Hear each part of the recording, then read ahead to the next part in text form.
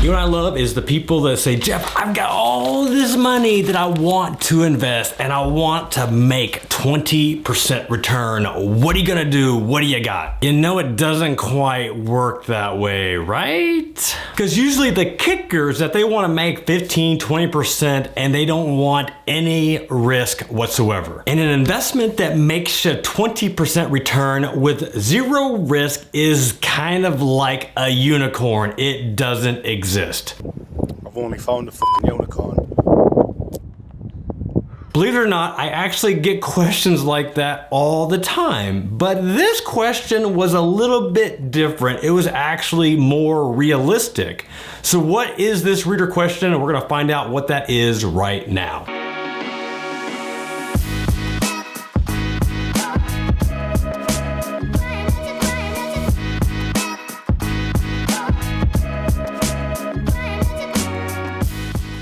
What's going on, everybody? My name is Jeff Rose. Welcome to Wealth Hacker TV, and this is my channel dedicated to teaching you new ways to grow wealth that are not taught to you in schools or by your parents. And today we're going to answer a reader question. And this is actually a question that I like to answer because it's a little bit more realistic. Now,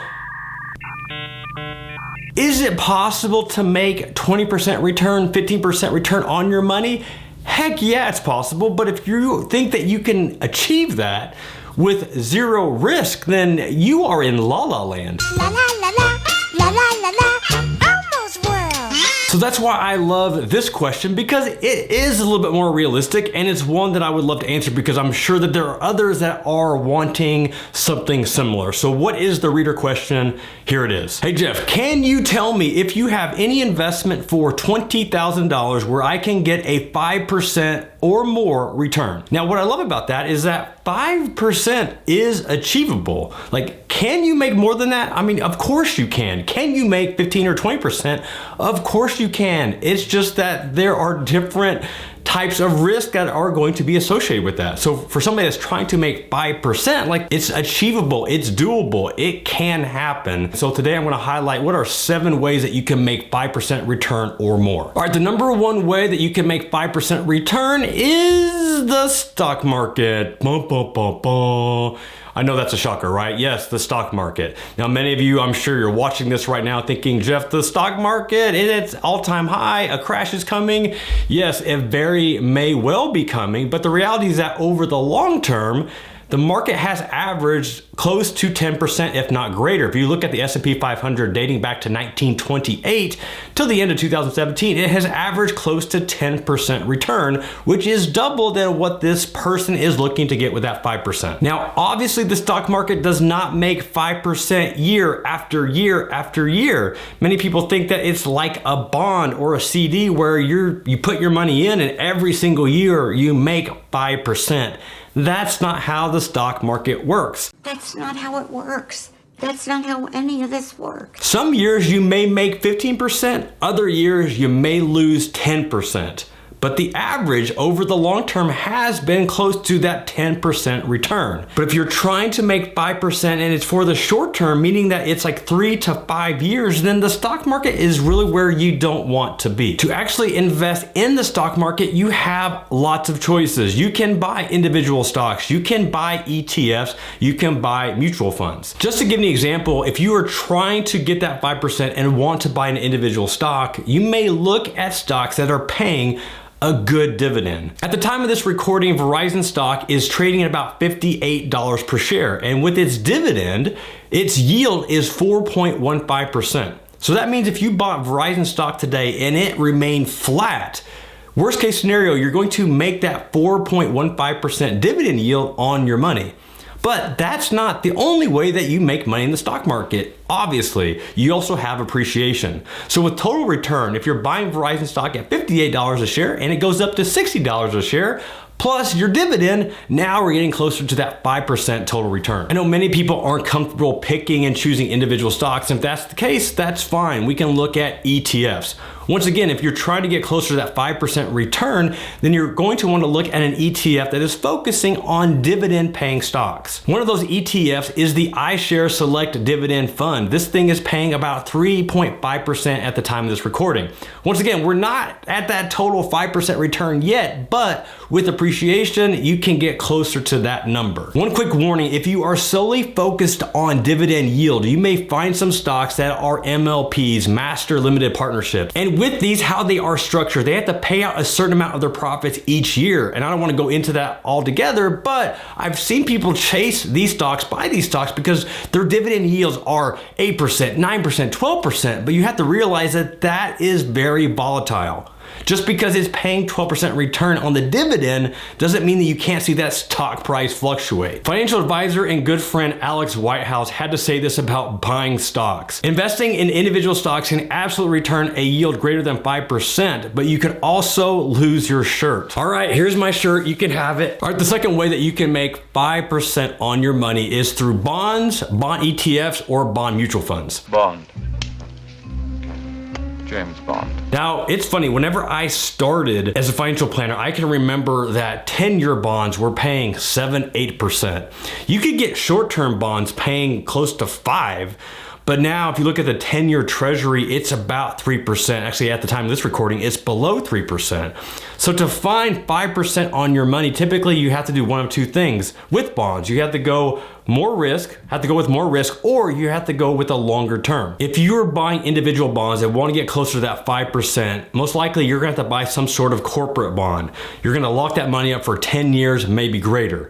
There are municipal bonds that will pay you 5%, and depending on where you live and how the bond was issued, you may not have to pay any federal or state tax on that bond. But with muni bonds, you're looking at typically 15, 20, sometimes 30 years for the length or the term of that bond. So if you want higher yield than what you can get with muni bonds and corporate bonds, you can buy what's called junk bonds. So junk bonds, for the most part, are just corporate bonds, but we are talking about companies that either have a little bit too much debt, they don't have a lot of cash on hand, and there is some potential risk that they may not exist in the near future. Now, I am being a bit extreme with that, but basically, we're not talking about companies that have a ton of cash like Apple. You know, there is some risk involved. So with that risk, you are being compensated by making a higher rate. If you're not comfortable buying individual bonds, you can buy a bond ETF. One of my favorite ones, since we're talking about junk bonds, is the symbol JNK. So what this is a ETF that is a composite of all the different junk bond indexes that exist out there. So that allows you to get higher yield. We're being diversified because we're not putting all our money into one bond, and we're buying an ETF that we can sell just like a stock. Sticking with the theme of junk bonds, if you don't want to buy an individual junk bond, you don't want to buy the ETF, you can buy a mutual fund. So Vanguard has the high yield corporate fund. Now this thing right now has a yield of 8.22%. Now, once again, just because it's paying 8% doesn't mean that you can't see your principal fluctuate. But you want 5%, here's a way that you can get it. But this is still, again, this is not a short-term type thing. I would put this in that 5-year, 7-year time frame. So just keep that in mind if you are looking at this as a potential investment to make that close to 5% return. Number 3 is real estate. And no, I'm not talking about becoming Chip and Joanna Gaines and totally rehabbing a house. That looks a lot farther than it is, but it's not. It's only like 2 or 3 feet. It's an optical illusion. Watch this. Oh. You can become a real estate investor and not have to manage your own properties. Now I have another video where I talk in depth more about this, 8 ways that you can become a real estate investor without actually having to buy and manage property. So please check that video out. Now, one of these ways that you can become a real estate investor is to buy a REIT. So REIT is traded like a stock, and these are companies that are focused on real estate development. There are tons of different options out there. But once again, if you don't want to do the individual stock route, you can buy ETFs or mutual funds that buy these REIT companies. Now, one of these ways that allows you to become a real estate investor without buying individual stocks or buying properties is the Vanguard Real Estate Index Fund. So this one doesn't have a great of a yield like we saw with the other bond fund and bond ETFs that we talked about, but still this fund has averaged 8.8% return over the last 15 years. Now, another way that allows you to become a real estate investor without managing properties is one that I've talked about a lot and one that I'm very high on, and this is called crowdfunding real estate. There are a ton of different platforms that exist out there. One I'll talk about today is Fundrise. So Fundrise is one of several different crowdfunding real estate options. And if you go to their website, they claim that the performance, the return on their real estate portfolios has been anywhere from 8.76% return on up to 11.44%. So with Fundrise, you are opening an account with a small amount. You can open an account with as little as $500, and it allows you to invest your money into a pool with other real estate investors and invest into Fundrise properties. So these are properties all across the country. We're looking at commercial, mostly commercial, some residential, and they are rehabbing, new construction, all these different types of real estate, and you don't have to do a thing. You allow them to just manage those portfolios for you, and you sit back and make the return. Now, once again, my account has only been open less than 1 year, so I haven't had a chance to see the true appreciation that you get from real estate. You know, to make money in real estate, it does take some time to get that appreciation. But if my goal is to make 5% and I'm sitting at 7, then I'm doing pretty good. Option number 4, sticking with that theme of crowdfunding like Fundrise, is peer-to-peer lending. So in this case, instead of crowdfunding real estate, we are crowdfunding, loaning money to other people. So peer-to-peer lending has been something that has been around for several years now and has really taken traction. Now, I have several different accounts with peer-to-peer lending companies. The most common one that I have, or I guess the one I have the most accounts with, is a Lending Club.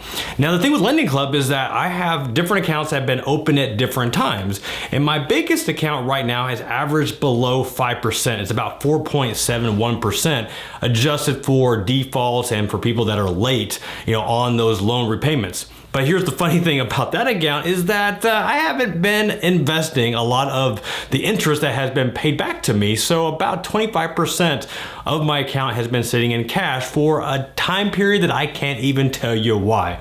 Now, another account that actually has been invested for a majority of the time, even though it's a smaller amount, has actually averaged over 8%. So somewhere in the middle gives you a rough idea how much you could expect to make with peer-to-peer lending. Now, Lending Club isn't the only peer-to-peer lending company that you can invest into. Another popular company is Prosper. Now, I've had my Prosper account almost the same time frame as my oldest Lending Club account.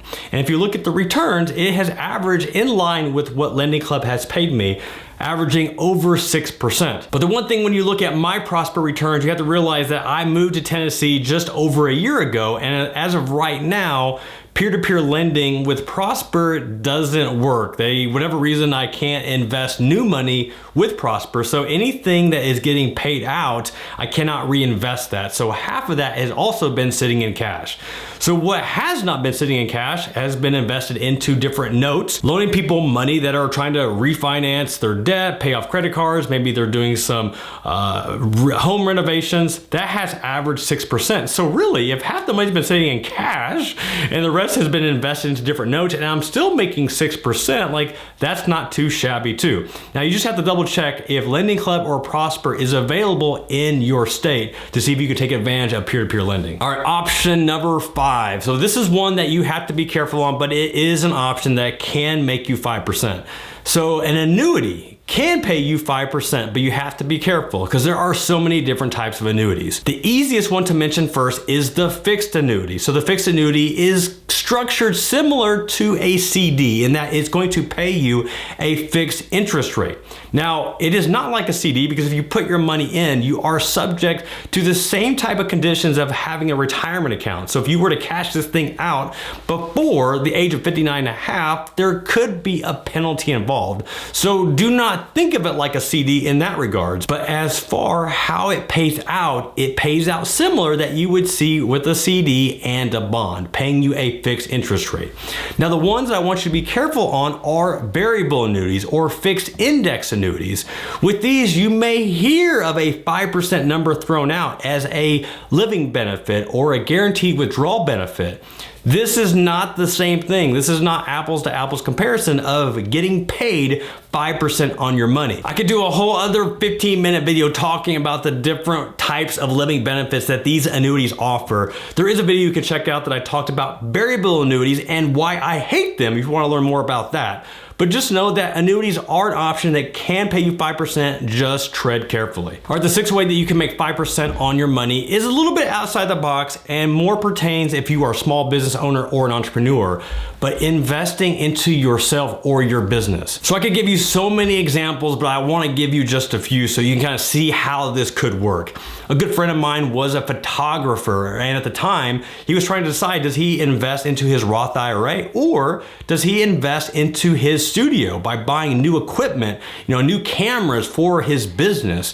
Sure enough, him investing into a new camera, some new backdrops made him a lot more money, a lot more return than him investing into a mutual fund or even into an individual stock. I have another friend that has a very successful online business and was trying to figure out how to do Facebook ads.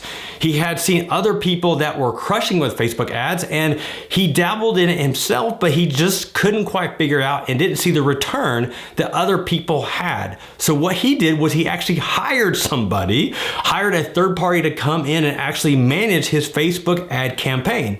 So after he invested into this hire, he went from making about 10% on his money to where he was making double on his money. So every dollar that he invested, he was making $2 back because he invested into his company by finding somebody that specialized in that tactic, that strategy that he couldn't figure out on his own. And a personal example that I can share is that before I relaunched my YouTube channel over a year ago, I bought a course that taught me more about how to do YouTube and do it the right way. Because I was doing YouTube for 5 years or longer before that, and I just didn't have the traction that I thought that I should have had, especially for the amount of time and money and videos that I had published. So I bought this course. It was $3,500 that I invested into this course, and within 2 months of me going through that course and applying the strategies that were taught in that course, I was able to make my money back. And I think it was like 60 days,